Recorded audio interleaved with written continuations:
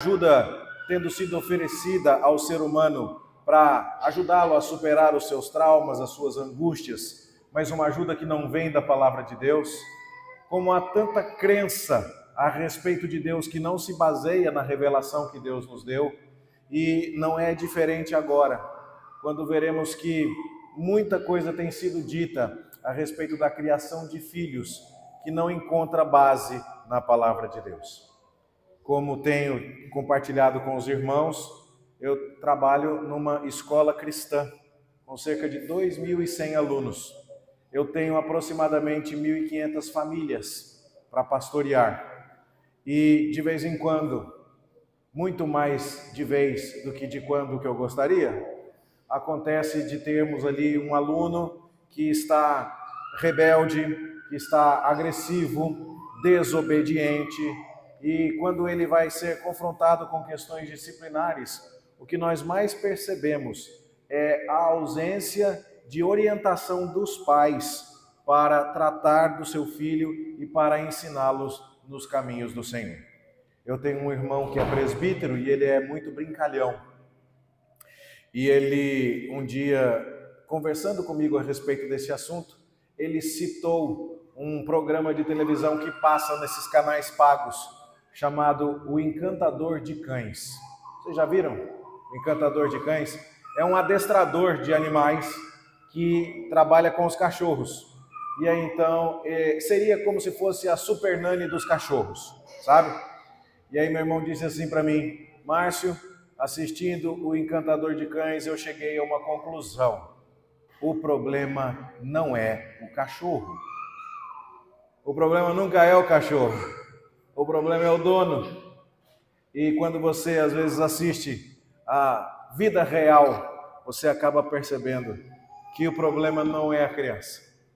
Claro, a criança é pecadora. Claro, a criança está agindo num vácuo de poder, num vácuo de autoridade. Mas o fato é que faltam ali pais dispostos a educar os seus filhos no temor e na disciplina do Senhor. Pais que estejam dispostos a fazer aquilo que a palavra de Deus nos manda, porque existe sabedoria para todos os assuntos da nossa vida na palavra de Deus. E para falar a respeito disso então com vocês nesta noite, eu escolhi tratar de um exemplo em história. Vocês acompanharam como foi que nós apresentamos a história da redenção para falar a respeito do culto, como consideramos o Jardim do Éden, a Arca de Noé, o tabernáculo, o templo e a Nova Jerusalém, para mostrar que Deus quer ser obedecido nos detalhes a respeito do culto. E a história, eu acredito, fixa muito mais a nossa atenção e o nosso aprendizado. E então, para falar a respeito da educação de filhos, eu quero contar para você também uma história. E desta vez uma história que não foi bonita, não. Mas as histórias da Bíblia, elas não são aquelas que nós gostaríamos de ouvir. Elas são aquelas que nós precisamos ouvir. Elas não são as histórias daquilo que nós gostaríamos que tivesse acontecido, mas são as histórias do que de fato aconteceu e que devem servir de instrução para a nossa vida. E eu quero ler com você o final da história. O começo da história já foi lido pelo reverendo Vinícius. É o começo da história dos filhos de Davi, quando Aminon, o príncipe herdeiro, o filho mais velho de Davi, forçou sua meio-irmã Tamar, porque estava enamorado dela, e trouxe sobre ela grande vergonha, despertando o ódio do irmão por parte de pai e por parte de mãe de Tamar, o príncipe Absalão. E essa história nós já lemos no segundo livro de Samuel, no capítulo 13. Mas eu quero ler com você agora uma parte do desfecho dessa história, do primeiro livro dos Reis, no capítulo de número 1. E eu quero ler os 6 primeiros versículos de 1 Reis, para pensarmos juntos aqui em como essa história estará se encerrando. Nesse texto nós teremos basicamente uma frase importante e temas a respeito do desfecho da história. Primeiro livro dos Reis, capítulo 1, de 1 a 6, eu quero ler e espero que você acompanhe. Sendo o rei Davi já velho e entrado em dias, envolviam-no com roupas, porém não se aquecia. Então lhe disseram os seus servos: procure-se para o rei nosso senhor uma jovem donzela, que esteja perante o rei, e tenha cuidado dele, e durma nos seus braços, para que o rei nosso senhor se aqueça. Procuraram, pois, por todos os limites de Israel uma jovem formosa. Acharam Abisag, sunamita, e a trouxeram ao rei. A jovem era sobremaneira formosa, cuidava do rei e o servia, porém o rei não a possuiu. Então Adonias, filho de Agite, se exaltou e disse: eu reinarei. Providenciou carros e cavaleiros, e 50 homens que corressem adiante dele. Jamais seu pai o contrariou, dizendo: por que procedes assim? Além disso, era ele de aparência muito formosa e nascera depois de Absalão. Sabe o que você está vendo aqui? A história de um princeso formoso, princeso bonito, princeso que era a alegria do seu papai. Mas papai nunca disse para ele: filho, não faz isso. E sabe quem era papai?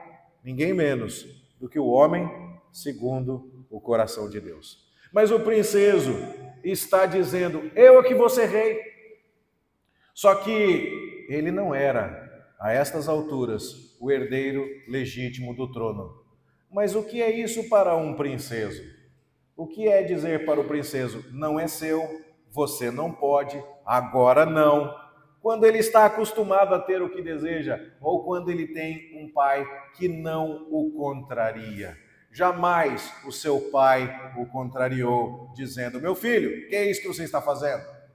E esse é um dos elementos que nos ajuda a entender a tristeza da história que eu passo a lhes contar. A história começa lá no segundo livro de Samuel, no capítulo 13. E eu vou resumi-la a você, porque ela é comprida. Ela toma vários capítulos do segundo livro de Samuel. É a história de Davi com os seus filhos. Esse pai que está sendo abordado nessa história aqui é ninguém menos do que o homem segundo o coração de Deus. O personagem cujo nome é mais mencionado em toda a Bíblia, só perde para o nome de Jesus. Davi aparece mais na Bíblia do que Moisés. Davi aparece mais na Bíblia do que Elias. Davi aparece mais na Bíblia do que Pedro ou do que Paulo. E, no entanto, ele não confrontou seus filhos. No entanto, ele não compareceu para educá-los. Apesar de ser o herdeiro de uma promessa bendita, de que um filho seu se sentaria para sempre no trono em Jerusalém e comandaria uma dinastia eterna. Sim, Davi é o homem com uma promessa maravilhosa, mas com um péssimo exemplo. E por que podemos dizer isso? Basta conhecer um pouco a história da sua família. Quando lemos a respeito de Absalão em 1 Reis, capítulo 1, nós podemos ter certeza de que essa não é a primeira vez que esse tipo de coisa acontece na história de Davi. No texto que o reverendo Vinícius já leu, nós temos Aminon, o filho mais velho de Davi, conforme está mencionado em 2 Samuel 3:2, que se enamora de sua própria meia-irmã, Tamar. Os dois eram filhos de Davi, porém com mães diferentes. E Aminon tem interesses físicos em Tamar. Aminon faz um pedido a Davi. Ele toma conselhos com um primo nada piedoso e o primo o ajuda a ter uma estratégia para se aproximar da princesa Tamar. E então ele diz, o primo o aconselha dizendo assim: finge que você está doente e fala com o seu pai que se a sua irmã vier te trazer uma comida na cama e der comidinha na boquinha do neném, então você vai melhorar. E Aminon vem até Davi e pede isso quando o rei o visita. Mas o que é curioso é que há um detalhe aqui na língua hebraica que não nos é apresentado na tradução. Quando Aminon vai pedir a Davi que Tamar venha lhe trazer comida, seria uma palavrinha que hoje talvez na moda a gente dizia: eu quero um moranguinho do amor, sabe? Eu quero aquela comida que tem uma conotação afetiva, tem uma conotação de envolvimento. É uma palavra que aparece no livro de Cantares para falar das comidas que o noivo e a noiva vão comer no seu encontro íntimo. E aqui então, quando Aminon fala isso, o certo seria Davi lhe dizer: pá, Olha eu falando aqui, igual Porto Alegrense. Bate, mas que conversa mole é essa? Para com isso, rapaz, tome vergonha na sua cara. Mas não, Davi não faz um negócio desse. Ou ele falha ao perceber que Aminon estava com interesses ruins, ou ele se omite ao perceber isso e a não manifestar a sua desaprovação. E o que acaba acontecendo é uma tragédia. Davi, diz o texto, fica sabendo do caso. Nós lemos como Aminon possuiu a sua irmã e depois a desonrou, mandando-a embora, mandando o seu servo dizer, pega essa e põe no corredor. Ele não tem coragem de falar do nome da própria irmã que ele acabou de desonrar. Põe essa para fora. E a princesa que andava com uma túnica de mangas compridas, uma roupa real. Lembre-se que José ganhou uma túnica de mangas compridas para demonstrar a importância que ele tinha diante de seu pai. A princesa rasga aquela roupa, sai jogando cinza sobre a sua cabeça para demonstrar a sua miséria. Todo mundo ficou sabendo. E o assunto chegou até o rei. Mas quando você lê 2 Samuel, capítulo 13, verso 21, o que você lê é o seguinte: ouvindo o rei todas estas coisas, muito se lhe acendeu a ira. E mais nada. E só. Você deve saber que existem diferentes tradições textuais do Antigo Testamento e que existe uma tradução que foi feita do Antigo Testamento no período interbíblico, depois da época de Malaquias, antes do tempo de Mateus, do hebraico para o grego. E nós entendemos que o texto que Deus conserva para a nossa instrução é o texto conservado pelos judeus, conhecido como texto massorético, no qual a nossa Bíblia se baseia. Mas na tradução feita lá na língua grega, existe um pequeno adendo aqui, e que diria basicamente o seguinte: ouvindo o rei Davi todas essas coisas, muito se lhe acendeu a ira, mas ele não fez nada, porque ele amava muito o príncipe Absalão. Bom, não é preciso ser nenhum mago da adivinhação para entender que foi exatamente essa a questão. Aliás, esse é o padrão que você vai encontrar no texto massorético inspirado que temos em mãos em 1 Reis, capítulo 1, quando se fala a respeito da conduta do outro filho, Adonias. Jamais o seu pai o contrariou, dizendo: que é isso que você está fazendo, meu filho? E então o que nós vamos ver é que dali para frente, Absalão, versículo 22 do capítulo 13, leva sua irmã Tamar para casa e fica cuidando dela, mas o ódio aparece no seu rosto. Davi não faz nada, e quando um pai se omite e deixa de fazer aquilo que é necessário, tem alguém sofrendo dentro de casa. Tamar está sofrendo porque ela foi violada e não recebeu justiça. Havia algumas formas de justiça lhe ser proporcionada, segundo a lei de Moisés. Aminon podia ser levado a casar com ela, pode não ser a solução mais apropriada nos dias de hoje, ou que nos pareça mais adequada por causa do nosso pensamento moderno. Mas para aquela época e para aquela cultura, essa seria uma solução adequada. Mas Davi não força Aminon a se casar com Tamar. Caso contrário, o próprio príncipe poderia ser condenado, poderia ser inclusive apedrejado, mas nada é feito. E além de uma desobediência à lei de Deus, no caso de Davi, existe aqui uma omissão extremamente séria. E o ódio vai se apresentando no rosto de Absalão, aquele que é irmão de Tamar, por parte de pai e por parte de mãe. Absalão não faz nada, por enquanto, mas ele fica planejando e o seu rosto revela esse ódio. Passa um certo tempo, repare comigo no capítulo 13, versículo 23. Passados 2 anos. 2 anos é muito tempo para a família ficar ruminando o ódio, não é não, gente? É muito tempo. E aí, então, 2 anos depois, o que você vai ver é que Absalão pede a Davi para fazer um banquete, e para Davi ir até esse banquete com o príncipe e com os demais irmãos. Davi parece que suspeita um pouco. Absalão está com o rosto todo fechado, está com uma cara de ódio enorme e agora está oferecendo o banquete. Sabe aquela brincadeira que você talvez veja no Instagram, que a esposa vem e entrega a comida para o marido, e o marido olha para a cara dela e fala: desculpa. E ela pega e troca, fala: não toma essa comida não, vai lá e troca por outra, porque aquela estava envenenada. Bom, o Absalão, ele está quietinho ali por 2 anos, mas o ódio está no seu rosto. E de repente ele chega e fala: pai, eu quero dar um banquete para você e para os meus irmãos. Mais uma vez, Davi teria que ter percebido: isso aí não está cheirando bem. Essa história não está bonita. E Davi não vai, mas ele autoriza. Ele autoriza que Aminon compareça, mas ele pede para que os demais irmãos, os outros príncipes, estejam presentes no banquete também. E aí então você pode ler a respeito disso nos versículos 26 e 27. Absalão fala a Davi: se não queres ir, pelo menos deixe ir comigo Aminon, meu irmão. Veja, ele cantou a bola. Quando você joga bilhar é assim, bola 7 na caçapa do meio. Eu estou querendo dizer, eu quero pegar o Aminon. E Davi tinha obrigação de perceber o que estava acontecendo, ele sabia do histórico. E aí então Davi disse: por que ele iria contigo? Mas o Absalão insiste, e ele deixou ir com todos os filhos do rei. É como se Davi dissesse assim: eu não vou dizer que não, porque eu não tenho pulso para isso. Eu não vou confrontar você com o ódio que você exibe no seu coração, porque eu não estou interessado em pastorear você. Eu não vou mexer nesse assunto. Mas como eu suspeito que você pode estar querendo matar o seu irmão, eu vou mandar todos os príncipes com você e com o seu irmão, para que os príncipes façam-me o favor de proteger o meu outro filho de você. Isso é uma terceirização covarde e omissa.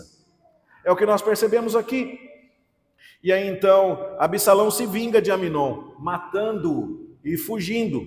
E ele vai para a casa do pai da sua mãe, para a casa do seu avô materno. Você pode ler isso no versículo 37. E ele foge, então, e no versículo 37 você vê que ele foge para Talmai, rei de Gesur. E ele vai para a casa de Talmai e ali se esconde. E ele fica ali esperando a ira do seu pai diminuir. Não é uma coisa muito absurda de se esperar, porque quando o irmão dele violentou a mãe, a ira do pai passou. E agora que ele matou o irmão, ele conta com isso. A ira de papai vai passar também. Porque meu pai é um banana, meu pai não faz nada. Ele diz que fica bravo, mas depois passa. E aí então ele espera. E o que é que nós lemos a respeito disso? Que Davi novamente não fez nada. Davi podia muito bem mandar uma carruagem buscar o príncipe e fazer justiça a alguém que cometeu um assassinato. Mas não, é possível que Davi tenha evitado isso porque ele se lembrava do que aconteceu com Batseba, porque ele se lembrava que ele também cedeu aos seus instintos e foi buscar a mulher de outro e matou Urias, e agora ele se sente desautorizado a corrigir Aminon porque atende os seus impulsos, ou a corrigir Absalão porque mata o outro. Sim, é possível. Mas uma coisa que nós precisamos lembrar é que a base para corrigirmos os nossos filhos não reside na nossa moralidade ou nos nossos méritos. Nós seremos pecadores sempre e nós vamos errar sempre, o que não significa que estaremos desautorizados a falar com os nossos filhos. Eu tenho um filho que agora está com 20 anos e sempre foi um menino muito vivo, mas ele falava alto. Eu sou filho de uma mulher que é surda de um ouvido e na minha família todo mundo fala alto. E aí então a minha esposa diz que lá em casa somos todos nascidos na cachoeira. Sabe, quando a cachoeira está fazendo aquele barulho, você fala alto assim para todo mundo te escutar. E a minha esposa fala: calma, não precisa, vocês são nascidos na cachoeira. E o meu filho falava muito alto. E aí então eu falava com ele: Davi, não pode gritar, Davi, não pode gritar. Só que um dia eu estou na igreja pregando e eu me empolgo e eu falo alto. E o Davi chega para mim e fala: pai, você disse que não pode gritar, mas hoje na igreja você gritou com todo mundo. E aí então eu precisei explicar para ele a diferença. Mas essa foi uma vez engraçada em que ele se confundiu. Mas houve outras vezes em que eu fiz o que eu disse para ele que não era para fazer. E quando isso acontece, eu não posso me sentir desautorizado, porque eu ainda sou a voz de Deus para pastorear o coração do meu filho. E eu preciso dizer, não como meu pai, que não era um cristão tão ilustrado quanto deveria ser. Fica quieto, meu filho, sou seu pai, cala a boca e me respeita. Não, eu preciso dizer: filho, você tem razão, eu errei. E eu preciso pedir o perdão de Deus. Obrigado por você me ajudar a me submeter à palavra de Deus. Porque esse é o padrão. E aí então eu darei a ele um exemplo de alguém que reconhece que está errado e que se submete à instrução da palavra de Deus. E deve ser assim quando eu sou pastor, porque as minhas ovelhas também vão me ajudar a me corrigir quando eu estiver errado. Os presbíteros do conselho são os pastores do pastor, e eles têm esse privilégio e essa responsabilidade. Mas Davi não estava enxergando tudo isso. Então ele deixa Absalão na casa de Talmai. 3 anos se passam, diz o texto, no capítulo 13, no versículo 38. Assim Absalão fugiu, indo para Gesur, onde esteve 3 anos. Faz a conta comigo. Quanto tempo desde que Absalão desde que Aminon possuiu Tamar? 2 anos. Aí Absalão matou Aminon. Aí ele fugiu. Quanto tempo já passou? Mais 3. 2 com 3? 5. Essa história que eu estou te contando começou 5 anos atrás. Agora faz 3 anos que Absalão está na casa de seu avô. E o rei Davi não manda chamá-lo. Você conhece alguma família que tem aquela história, aquele espinho enfiado no pé e ninguém tira? Aquela ferida infeccionada que ninguém espreme? Pois é, isso não se deve fazer, meus irmãos. E aqui nós estamos vendo que Davi faz exatamente isso com a sua omissão. E aí acontece que o general Joabe começa a perceber o problema. O príncipe herdeiro Absalão, porque lembre-se, o filho mais velho era Aminon, mas Aminon foi morto por Absalão. E agora Absalão é o segundo na linha de sucessão. Tem um tal de Quileabe, mas a gente não sabe o que aconteceu com ele. Então parece que o herdeiro do trono é Absalão. E Absalão faz 3 anos que está sumido. Isso não é apenas um assunto de família. Isso é um problema do reino. É um assunto de Estado. E a omissão de Davi está afetando todo o país.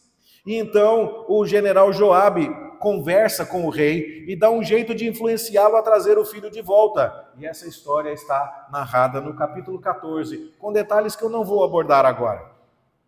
E aí então Absalão vem de Gesur para Jerusalém. E quando ele chega, o seu pai dá um beijo na testa dele e manda ele embora. E não conversa com ele. E ele fica mais 2 anos morando em Jerusalém sem falar com o pai. 2 anos que Aminon violentou Tamar. E aí então Absalão mata Aminon e foge.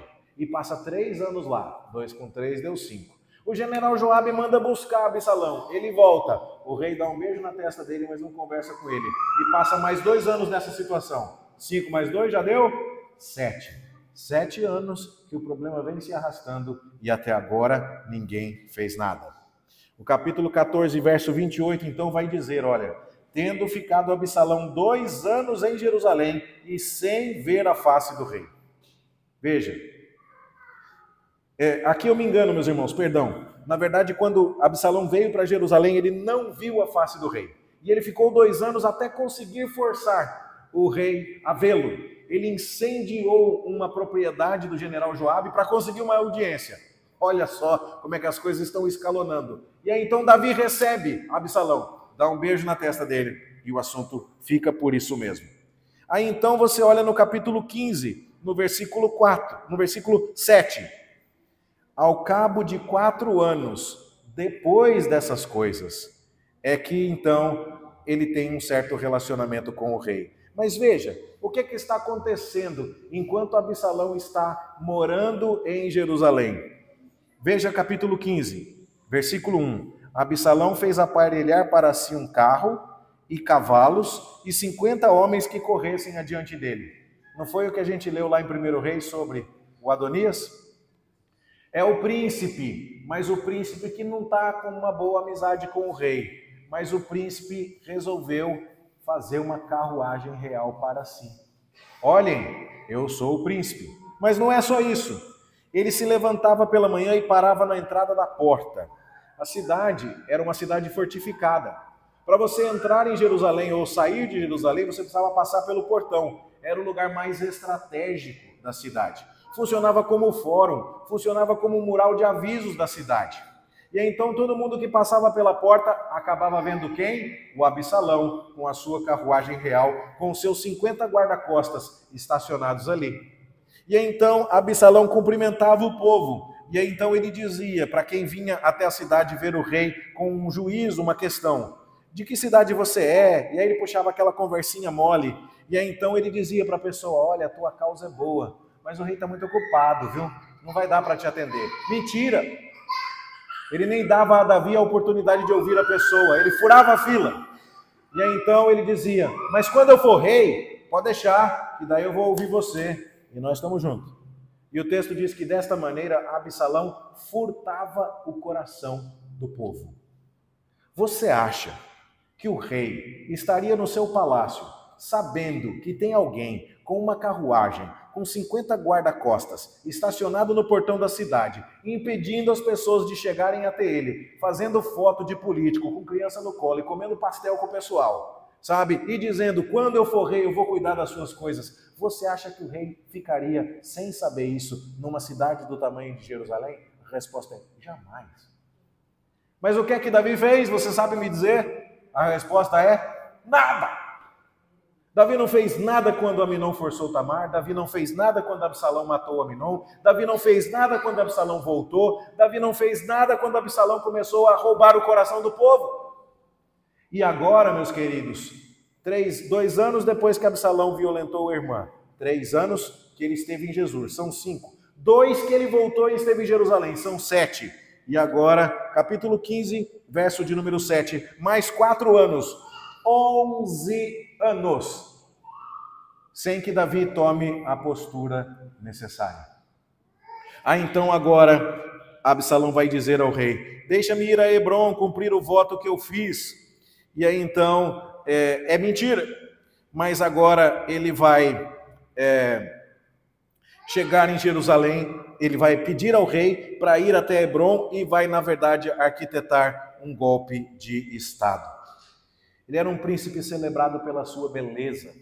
Os seus cabelos, é dito aqui, que pesavam vários quilos, que a sua aparência era de muita formosura. Era um príncipe bonitão, era um príncipe charmosão, era aquele político simpático que faz foto com todo mundo, que sorri, que pega a criança no colo e que faz isso e aquilo. E ele está roubando o reinado de Davi a céu aberto. E Davi não está fazendo absolutamente nada. Irmãos, eu atendo pais que mudaram de casa porque o seu filho fazia escândalo demais e eles tinham vergonha dos vizinhos. Eu atendo pais que trocaram seus filhos de escola por causa da vergonha que passaram na portaria. Eu atendo pais que deixaram seus filhos fazerem o gato e sapato da família e não conseguem responder colocando limites nos seus filhos. E sabe, isso não é novidade nenhuma, a Bíblia está me contando aqui que Davi deixou Absalão fazer o que bem entendia. E aí então, meus irmãos, nós vamos ver que a história está caminhando para um fim muito tenso, porque enquanto esteve lá em Jesus, Absalão teve uma filha. E sabe qual foi o nome que Absalão colocou na filha dele? Tamar. Por que você acha que ele colocou o nome da irmã violentada na própria filha? Porque ele não queria esquecer aquilo, ele ia se vingar. A vingança estava sendo preparada, era só uma questão de tempo. E agora então, meus irmãos, nós vamos ver que Absalão monta esse golpe de Estado e Davi precisa fugir de Jerusalém às pressas. E a batalha foi extremamente sofrida, porque Absalão reuniu muita gente ao seu lado. Davi, apesar de velho, a essas alturas não era tão velho quanto o que nós lemos lá em 1 Reis, no capítulo 1. Mas ele já não era mais um menino da batalha de outrora. Davi agora ainda consegue arquitetar uma boa estratégia e consegue vencer os exércitos de Absalão. Mas a batalha foi sofrida e ela terminou com a morte de Absalão em 2 Samuel, no capítulo 18. E quando acontece de finalmente Absalão morrer, e Joabe, o general, é quem vai até lá matar Absalão, que ficou enroscado pelos seus famosos cabelos nos galhos de uma árvore, Davi sai pelas ruas da cidade se descabelando e dizendo, ah, Absalão meu filho, ah, Absalão meu filho. E é quando o general Joabe chega e dá uma dura no rei Davi e diz assim, rei, o senhor precisa parar com isso. Tem homens aqui que morreram para defender o Senhor de não morrer com a espada de Absalão. Tem gente aqui que perdeu os filhos porque o Senhor não foi firme com o seu filho. E agora que o seu filho morreu, ao invés de se sentir liberto de uma ameaça que o Senhor mesmo causou com a sua omissão, o Senhor sai por aí lamentando o seu filho. Se o Senhor não parar com isso agora, eu mesmo vou liderar os exércitos de Israel contra o Senhor. E aí Davi precisa tomar vergonha na cara e fazer o que precisa. Meus queridos, essa é uma história muito triste. O reino fica em perigo por causa do luto de Davi pelo príncipe rebelde. Quase que a monarquia aqui é colocada a perder por causa da omissão deste rei, que é ninguém menos do que o homem segundo o coração de Deus. O texto que nós lemos trata de fatos que aconteceram depois, o texto que lemos no início, né? O texto a respeito de Adonias. E note os paralelos lá com o primeiro Reis. Adonias nasceu depois de quem, diz o livro dos Reis? Nasceu depois de Absalão. Qual era a aparência de Adonias? Ele era um homem muito bonito, do jeito que Absalão também era. E o que acontecia com Adonias? Ele também se entendia com os generais, com o general Joabe e com o sacerdote Abiatar. Ou seja, era alguém articulado politicamente do mesmo jeito que o príncipe Absalão. O Adonias tinha uma carruagem e também tinha 50 homens que corriam adiante dele. E o Adonias também disse, eu vou reinar. Sabe o que é isso? É como se você estivesse vendo a mesma história duas vezes. O que aconteceu com Absalão acabou com a morte de Absalão, mas não foi o fim desse tipo de rebelião na família de Davi. O filho seguinte fez exatamente a mesma coisa. Por quê? Porque a fórmula da tragédia estava sendo seguida à risca. Um pai omisso, que não coloca limites, que não disciplina os seus filhos, que não impõe a sua autoridade para o bem dos seus filhos, para a glória de Deus. E o que é que foi que Davi fez a respeito de Adonias? O que é que foi que a gente leu no texto? Jamais o seu pai o contrariou, dizendo, meu filho, o que é que você está fazendo? Perceba, é a tal da tragédia anunciada. É a tragédia anunciada. Então, são histórias que bem poderiam virar uma novela, e em alguns casos viraram mesmo, né? De estupro, de assassinato, de intriga, de golpe de Estado, de pai omisso, de filho rebelde. Um Davi ocupado como rei, um homem muito bem sucedido enquanto rei, certamente o maior rei da história do povo de Israel, mas um péssimo pai. E um péssimo pai que tinha boas intenções, viu? Dá para ter alguma ideia a respeito do que o pai deseja para os seus filhos a partir do nome. Eu fiquei feliz de ver o nome de um dos filhos do reverendo Vinícius, Augusto.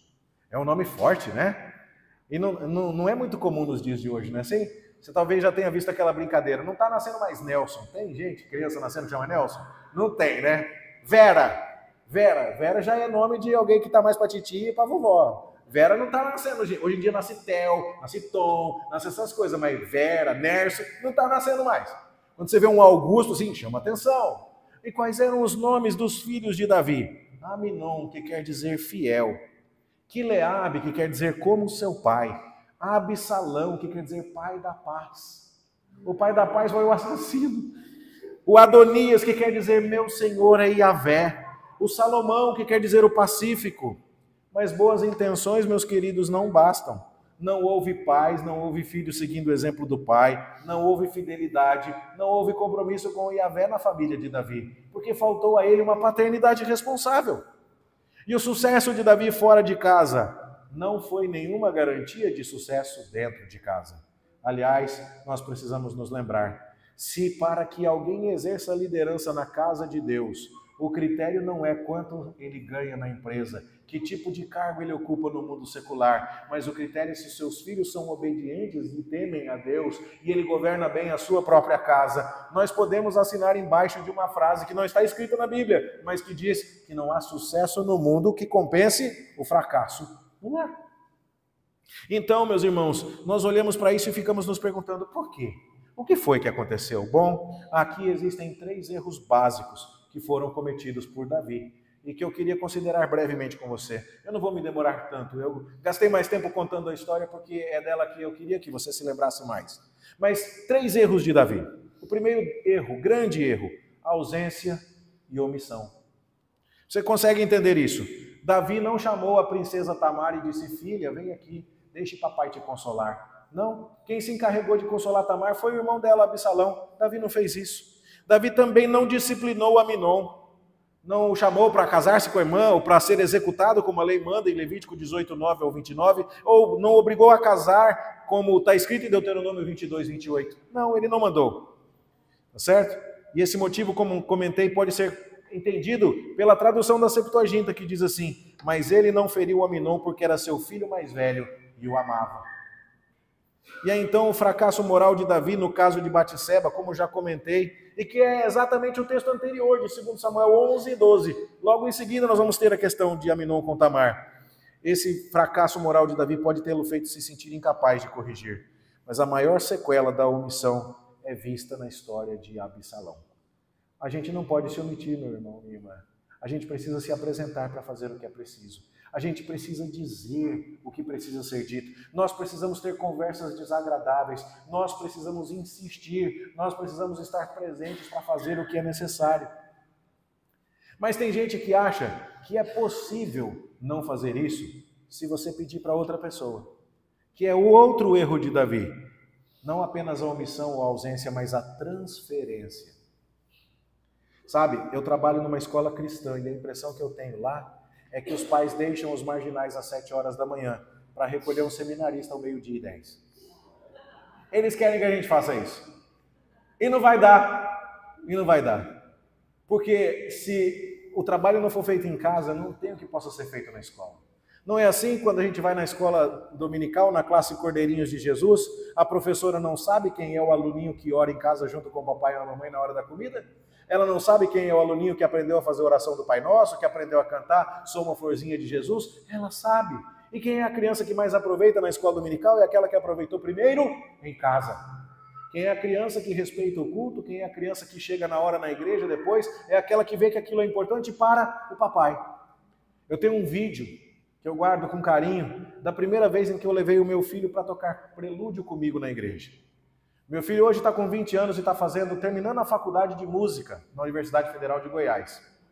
E é trompetista profissional na Orquestra de Goiânia. Mas ele começou a estudar música comigo. Por quê? Porque eu amo música, irmãos. Esse órgão não está muito bom não, ele está caindo aos pedaços, mas eu fiz questão de tocar no culto hoje porque eu amo servir a Deus com música. Isso é importante e meu filho viu isso. E ele vê as coisas de um jeito que a gente nem percebe. Num dos primeiros prelúdios que ele foi fazer na igreja, a gente foi ensaiar. E aí então eu pedi para minha filhinha filmar, porque ela estava muito, né? Eu tive que trazê-la, não pude deixar os dois com a mãe. Então eu trouxe a filha pequena, que devia ter uns 5. E aí então eu falei, filha, você vai filmar. E a Carolina ficou lá filmando. Só que aí a igreja era perto do aeroporto e o avião estava passando. E aí então eu falei, vamos esperar o avião passar. Mas Carolina, continua filmando. E aí então eu peguei e ajeitei a blusa assim. Quando eu olho, o meu filho Davi olhou para mim, foi lá e ajeitou a blusa também. E eu guardo esse vídeo com carinho, por quê? Porque ele está olhando. Ele está vendo lições práticas o tempo inteiro. E isso é importante, nós não podemos transferir essas coisas, o exemplo tem que vir de nós. E é por isso que quando nós batizamos os nossos filhos, nós prometemos que nós seremos bons exemplos de piedade e de vida cristã diante deles. Isso não pode ser transferido. Isso é um remédio enganoso para a omissão. A transferência não resolve. Mas Davi transferiu. Davi transferiu a proteção do príncipe Aminon para os demais filhos. Falou, eu não vou não, mas eu vou mandar os teus irmãos aí, cuidem do Aminon. Não adiantou, Absalão matou Aminon. Davi transferiu o ensino de Absalão para o avô Talmai, lá em Jesur. Quem sabe, ficando 3 anos lá com o avô fala alguma coisa na cabeça dele, ele muda de ideia. Davi transferiu ao tempo a tarefa de curar feridas, 2 anos sem disciplinar Aminon quando ele voltou para Jerusalém. Davi ficou mais 3 anos sem buscar Absalão enquanto ele esteve em Jesur. E 2 anos sem ver Absalão em Jerusalém. E o tempo passou e a ferida não sarou. Pressupondo a inatividade de Davi, Joabe se encarregou de trazer Absalão. Ninguém conta com aqueles que transferem responsabilidades. Sabe aquela pessoa com quem ninguém pode contar porque ela não faz o que precisa ser feito? Bom, isso não pode acontecer dentro de nossos lares, meus irmãos. Nós precisamos nos apresentar. Mas o terceiro erro de Davi, o primeiro foi a omissão, a ausência. O segundo erro, a transferência. Mas o terceiro erro foi o descuido com os motivos do coração. É impressionante, meus queridos, porque nós não podemos nos dar por satisfeitos em conseguir o comportamento adequado dos nossos filhos. Nós precisamos almejar que eles queiram se comportar adequadamente. Nós precisamos almejar que o coração deles deseje obedecer a Deus. O que os nossos filhos mais precisam é de um pastoreio do coração, Provérbios 4, 23, filho meu, de tudo que se deve guardar, guarda o teu coração, porque dele procedem as fontes da vida. Então, Davi não confrontou a luxúria de Aminon. Quando Aminon diz assim, papai, se Tamar me trouxer moranguinho do amor, eu saro. Já era a hora de dizer, meu filho, eu estou vendo luxúria no seu coração. E você não pode pensar assim, dessa maneira, a respeito da sua irmã. O príncipe herdeiro acabou caindo vencido pela sua cobiça. Ele olhou a Absalão e viu o ódio nos olhos de Absalão. Mas ele em momento nenhum chegou e disse a Absalão, já faz 2 anos que o seu irmão forçou a sua irmã, mas você ainda não o perdoou. Você precisa perdoar, você precisa entregar este assunto nas mãos de Deus. Na verdade, era um pouco mais do que isso, porque Davi é quem precisava agir, mas era preciso dizer a Absalão, isso que você está pensando, isso que você está sentindo, não está certo, meu filho. Mas Davi não faz isso. Ele não confrontou também a rebeldia de Absalão. Meu filho, sua carruagem é bonita, seus 50 guarda-costas são muito bons, essa história de fazer foto com criança aqui na porta da cidade está interessante, mas você não é o rei e não está na sua hora e você não pode usurpar minha autoridade. Davi não trata dos motivos do coração de Absalão. Ele não podia ter ignorado isso. E ele também não confrontou Adonias, meu filho, por que você procede desse jeito? Então, veja, o melhor que nós podemos e devemos dar aos nossos filhos é um caráter cristão digno. Absalão era bonito, era popular, era rico, tinha de tudo, tinha carruagem, tinha guarda-costas, tinha entendimentos políticos, tinha aprovação do povo e morreu uma morte trágica. Por quê? Porque o seu pai se omitiu, porque o seu pai transferiu responsabilidades, porque o seu pai não pastoreou o seu coração. Isso não pode ser assim, meus irmãos. Então, o que esses erros de Davi nos ensinam?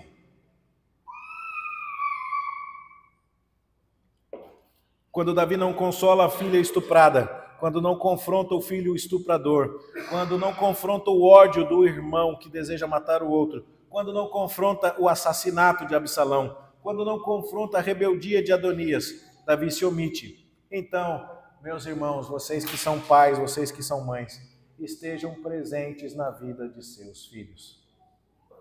Só vai ter um dia dos pais dos 7 anos na escolinha. Cancela o que você tiver, vai. Só vai ter aquela festa de aniversário de 8 anos. Esteja lá. Só vai ter aquele dia em que ele vai pegar aquele livrinho que foi impresso com as redações que ele fez na primeira série e vai fazer uma tarde de autógrafos na escola. Esteja lá. Só vai ter um momento em que ele afrontou a mamãe e precisa de conversa, e precisa de orientação, e precisa de disciplina. Apresente-se. Você não pode se omitir. O alvo da educação dos nossos filhos só será alcançado mediante uma presença constante, ensinadora e por vezes confrontadora. E é algo que será feito a longo prazo e precisa de persistência e de coragem para enfrentar o desafio de contrariar. O rei Davi era corajoso para matar Golias, para vencer inúmeras batalhas, mas se mostrava covarde na hora de resolver os conflitos emocionais da sua família. É curioso que a Bíblia não tem um mandamento direto aos pais para que amem os seus filhos. Você já reparou isso? Não está escrito na sua Bíblia, pais, amem os seus filhos. Não está. Pode procurar. Mas está escrito assim, pais, criem os seus filhos na disciplina e no conselho do Senhor. Pais, corrijam, pais, disciplinem os seus filhos. Veja, a disciplina é uma demonstração de amor. Nós lemos isso no texto de Hebreus no início da liturgia. O Senhor corrige e açoita os filhos que ama e que recebe. E você pensa que está amando o seu filho, tentando ser amiguinho dele sem dar limite. Esse é o pior problema. Existe um psicólogo espírita, depois de eu ter falado tão assim, seriamente a respeito de psicologia ontem à noite, né? Você vai entender aqui o que eu vou dizer. E apesar de ser doutrinado por psicologias que têm princípios contrários à palavra de Deus e de ser um homem espírita, esse homem tem um testemunho na internet que eu considero muito, muito interessante. Ele fala que os pais da antiga geração nunca perguntaram aos seus filhos, filhinho, você me ama? Você de cabeça branca que está me ouvindo, o seu pai te perguntou alguma vez se você o amava? O meu pai foi me dizer a primeira vez que ele me amava quando meu filho nasceu. Eu estava com 36 anos e eu quase caí para trás. Falei, nossa, meu pai me ama. Ele falou. Mas eu sempre soube que ele me amava, porque ele estava lá o tempo inteiro. Agora, ele nunca ficou com essa coisinha, sabe? Filho, você ama mais o papai ou a mamãe? Diz esse psicólogo. Ele não fazia isso. Mas de uma coisa, meu pai nunca abriu mão, do respeito. Tu me respeita que eu sou seu pai. Eu não sou moleque, eu sou teu pai. Meu pai nunca me pediu amor, mas ele sempre me exigiu respeito. E sabe o que ele conseguiu com isso? O meu respeito e o meu amor. Mas tem muito pai interessado em ser amado e deixando o respeito ir embora. E sabe o que está acontecendo com isso? Não está ganhando nem o amor e muito menos o respeito. E sabe o que é curioso? É que vem um psicólogo e fala isso e as pessoas acham maravilhoso. Mas sabe o que a Bíblia está dizendo? A Bíblia não está nem dando um mandamento para o pai amar o filho. Ela está mandando o pai botar respeito dentro de casa. Ela está mandando o pai botar disciplina, botar limite, botar correção, botar instrução, botar exortação, se apresentar, não ser omisso. E sabe o que acontece com isso? Os filhos amam os pais. Talvez você seja daquela geração que a mãe atirava o chinelo até fazendo curva para te acertar atrás do muro se você se escondesse. E sabe o que acontece com isso? Todos vocês que estão rindo aí, são pessoas que amam a mãe e que é capaz de dar um chinelo de ouro para ela no dia das mães e dizendo, mãe, obrigado. Porque a gente diz, minha mãe botou respeito dentro da minha casa. Agora tem mãe que acha que esse tipo de coisa é um absurdo e não faz isso com o filho e não coloca respeito. E sabe o que acontece? Perde o princeso. Perde. Essa história é extremamente atual, meus irmãos. Bom, Davi errou por ser omisso, nós não podemos errar. Davi errou por transferir, mas a Bíblia não autoriza você a fazer isso. Tem coisa que a gente sabe que não pode transferir, não é? Tem coisa que a gente sabe que não pode transferir. Não, você pode tomar conta do meu dinheiro no banco? Ah, não, isso aí não pode transferir, não. Né? Você pode levar minha esposa na viagem de lua de mel? Não, isso aí não pode transferir, não. Mas o filho a gente transfere às vezes. E a educação do filho a gente terceiriza. Pode isso? Não, não pode. O texto de Deuteronômio 6 diz assim, tu inculcarás estas palavras aos teus filhos. É você que vai falar delas de manhã, de tarde, de noite. Não é a escola bíblica dominical, viu?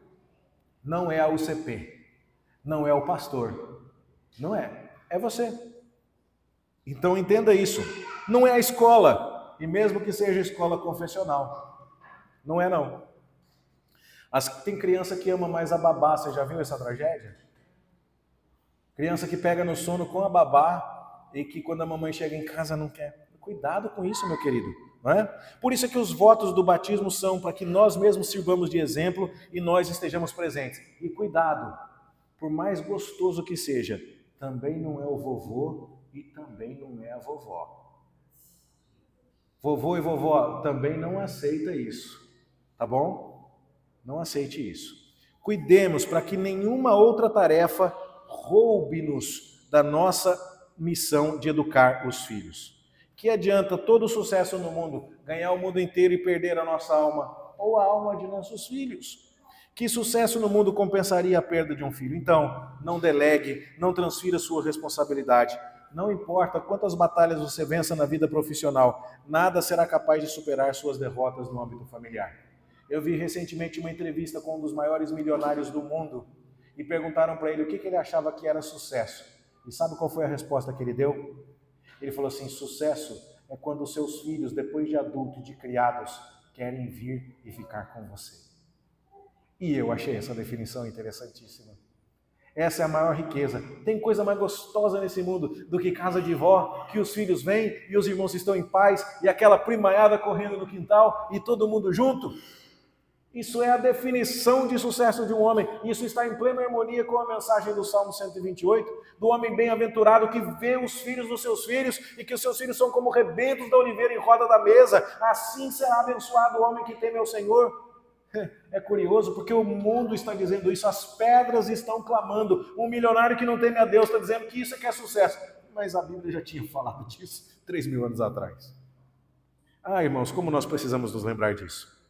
Mas por fim, Nós precisamos aprender com essa história com relação aos descuidos com os motivos do coração. Não se contente com uma paz provisória. Não se contente com uma obediência externa. Você conhece aquela história do menino que o pai falou, senta, e o menino não sentou, senta, e o menino não sentou, senta, senão eu te bato. E o menino sentou e falou assim, mas por dentro eu estou de pé. Isso não é o alvo da obediência bíblica. Você conhece a história da mulher que chegou e falou assim, do marido que perguntou para a esposa, meu bem, é meu dever te dar um beijinho de boa noite? Essa história eu acho bastante interessante. É mais para os casais, mas ela fala a respeito do coração. O marido pergunta para a mulher, meu bem, é meu dever te dar um beijinho de boa noite? E a mulher falou assim, não, o seu dever não é me dar um beijo de boa noite. O seu dever é querer me dar um beijo de boa noite. Porque se você me der um beijo sem querer dar, você ainda não cumpriu o seu dever. Você tem que querer me beijar. É muito mais lá embaixo a coisa. É muito mais sério isso. Nós somos chamados para fazer isso por amor e fazer isso por obediência a Deus e com gratidão no coração. Não adianta só fazer. Cuidado para você não me entender mal. Porque tem uns sem vergonhas nos crentes profissional pecador aí, que fala assim, pastor, hoje eu não fui na igreja porque eu não estava com vontade. E se eu for na igreja sem vontade, é hipocrisia. E eu não vou ser hipócrita. E ele acha que ele está arrebentando, porque ele não foi hipócrita. Só que o que acontece é que ele pecou 2 vezes. Ele tinha que querer vir na igreja e ele tinha que vir. E ele não queria e não veio. Pecou 2 vezes. Aí eu falo para ele, da próxima, peca uma vez só. Venha e depois você resolve a questão de querer. Peque menos da próxima. Venha sem querer mesmo. Quando você vai trabalhar na segunda-feira, amanhã, se você chegar para o seu chefe e falar assim, chefe, eu não queria estar aqui, se pudesse mesmo, eu estava agora, era na rede lá em casa. O seu chefe desconta o seu dia de trabalho? A resposta é não.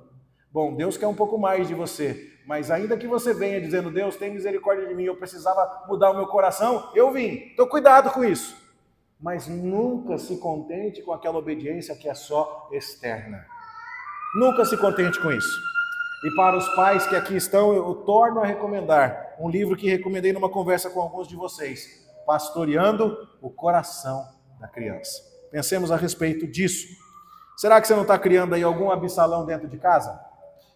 Aquele filho que você fica olhando falando assim, esse aí quando fizer 18 e for estudar na faculdade, nunca mais põe o pé na igreja? Você tem que fazer alguma coisa agora e cuidar do coração dele é já.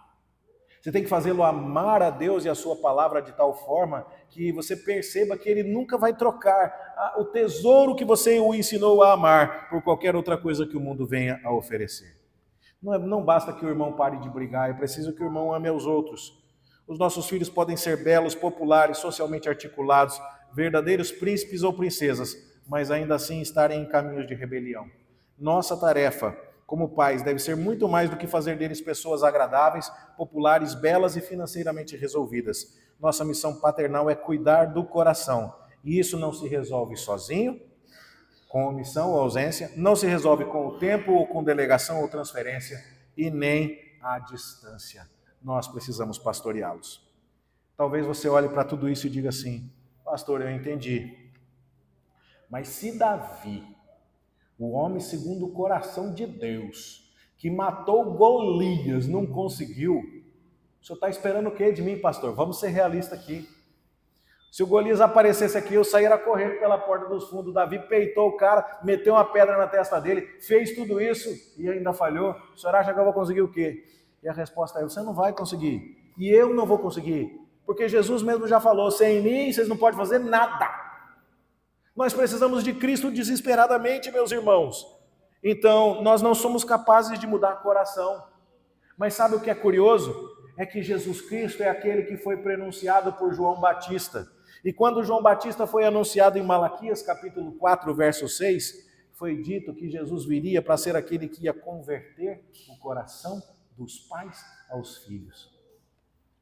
E esse Cristo é aquele que pode mudar o seu coração e fazer você entender isso. E Lucas vai falar isso lá em capítulo 1, verso 17, que João Batista vinha preparando o caminho do Senhor. É Cristo quem vai ajudar você a amar o seu filho adequadamente e se apresentar para todas essas coisas. Sim, Davi foi um rei muito ruim, mas Cristo foi um rei excelente. Foi o descendente de Davi perfeito. Jesus não se omitiu. Antes ele se ofereceu para resolver.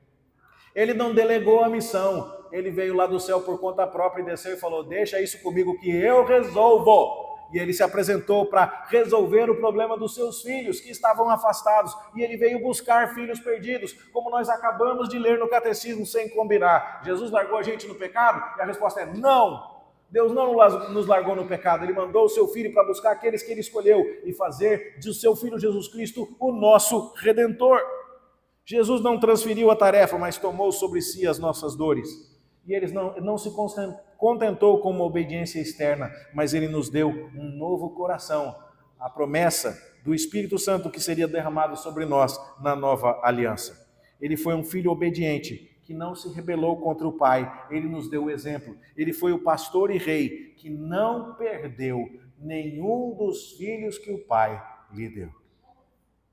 Então nós temos poder em Cristo, meus irmãos, para fazer estas coisas. E nós devemos orar por nossos filhos, e nós devemos temer ao Senhor e oferecer a eles um exemplo de amor. Nós devemos nos apresentar, sabendo que não conseguiremos sem Cristo, mas sabendo que nós servimos a um rei que é perfeito, a um Davi muito melhor e superior, a um rei que se apresentou, que não se omitiu e que veio para buscar homicidas, adúlteros, que veio para buscar rebeldes e que veio para dar a eles um novo coração.